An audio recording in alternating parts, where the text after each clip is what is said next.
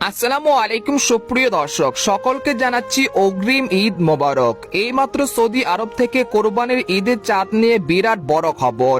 2026 সালে ঈদুল আজহা অর্থাৎ কোরবানি ঈদ কবে হতে পারে, বাংলাদেশ সহ ভারত ও এশিয়াতে কবে পবিত্র ঈদুল আজহা উদযাপিত হবে। ইতিমধ্যে সৌদি আরব থেকে ঈদের চাঁদ নিয়ে কি তথ্য প্রকাশ করা হয়েছে, তো আরো বিস্তারিত জানতে হলে আমাদের ভিডিওটি সম্পূর্ণ দেখতে থাকুন। আর আপনি কোন জেলা থেকে এই খবরটি দেখছেন অবশ্যই কমেন্ট করে জানিয়ে দিবেন। আর সবার আগে সবার প্রথম সঠিক খবর জানতে আমার চ্যানেলটিকে সাবস্ক্রাইব করে রাখুন। এবার জেনে নিন এক নজরে। ঈদুল আজহা মুসলমানদের অন্যতম প্রধান ধর্মীয় উৎসব।